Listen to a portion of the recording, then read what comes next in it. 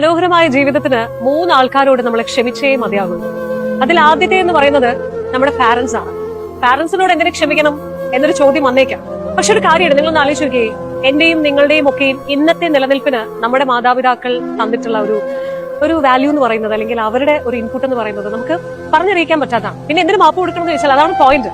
നമ്മൾ പഠിക്കുന്ന സമയത്താവട്ടെ, അല്ലെങ്കിൽ നമ്മൾ വളർന്നു വരുന്ന ഘട്ടത്തിലാവട്ടെ, പല കാര്യങ്ങൾക്കും അവർ തടസ്സം പറഞ്ഞിട്ടുണ്ട്. ചിലപ്പോഴൊക്കെ നമ്മൾ വല്ലാതെ ഹേർട്ട് ചെയ്തിട്ടുണ്ട്, വാക്കുകൾ കൊണ്ട് ചിലപ്പോൾ അടിയൊക്കെ കിട്ടിയിട്ടുണ്ടാവും. ഇതൊക്കെ വലിയ വലിയ വാശിയായിട്ട് ദേഷ്യമായിട്ടൊക്കെ നമ്മുടെ ഉള്ളിലുണ്ടാവും. അതുകൊണ്ടാണ് പറഞ്ഞത് പാരന്റ്സിനോട് ക്ഷമിക്കണം. കാരണം അന്നു മുതൽ ഇന്ന് വരെ അവരെ ഉണ്ടായിരുന്നുള്ളൂ നമ്മളോടൊപ്പം എന്നുള്ളതാണ്. രണ്ടാമത് നിങ്ങൾ ക്ഷമിക്കേണ്ട കൂട്ടരെന്ന് പറയുന്നത് നിങ്ങളെ ഒരുപാട് ഹേർട്ട് ചെയ്ത മനുഷ്യനാണ്.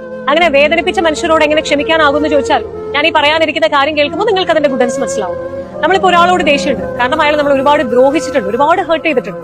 പക്ഷെ അയാൾ ഹേർട്ട് ചെയ്തതും അയാളെ കുറിച്ചും ഇങ്ങനെ നമ്മൾ ലൂപ്പിലിട്ട് ചിന്തിച്ചുകൊണ്ടിരിക്കുമ്പോൾ നിങ്ങൾ ആരെ ഹേർട്ട് ചെയ്യുന്നത്? നിങ്ങളല്ലേ? നിങ്ങൾ സ്വയം ഇല്ലാതാവുമല്ലേ?